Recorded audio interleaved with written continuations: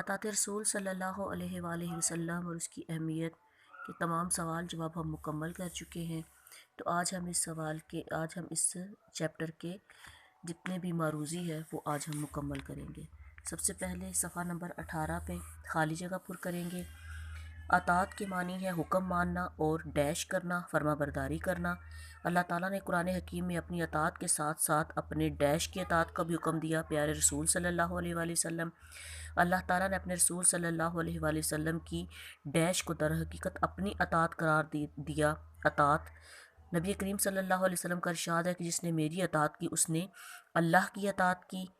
صحابہ کرام اپنی زندگی کے تمام معاملات میں نبی کریم صلی اللہ علیہ وآلہ وسلم کے احکام کو پیش نظر رکھتے تھے۔ دوسرا سوال ہے درست جواب کے گرد دائرہ لگائیں۔ اطاعت کے معنی ہے نافرمانی کرنا، ظلم کرنا، فرما برداری کرنا یا احسان کرنا۔ فرما برداری کرنا۔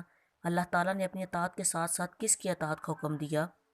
حضرت محمد صلی اللہ علیہ وآلہ وسلم۔ دنیا اور آخرت میں کامیابی کے لیے کیا ضروری ہے؟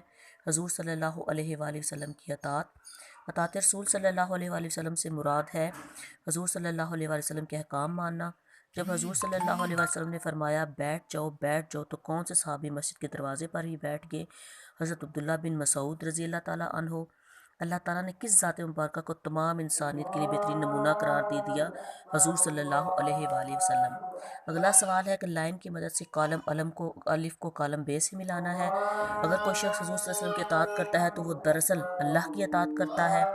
صحابہ کرام اپنی زندگی کے تمام معاملات میں نبی پاک صلی اللہ علیہ وسلم کے احکام کو پیش نظر رکھتے تھے۔ اللہ تعالیٰ کی اگر کوئی شخص حضور صلی اللہ علیہ وسلم کی نافرمانی کرتا ہے تو دراصل وہ اللہ کی نافرمانی کرتا ہے۔ اللہ تعالیٰ کی اطاعت کے ساتھ ساتھ رسول اللہ صلی اللہ علیہ وآلہ وسلم کی اطاعت بھی ضروری ہے۔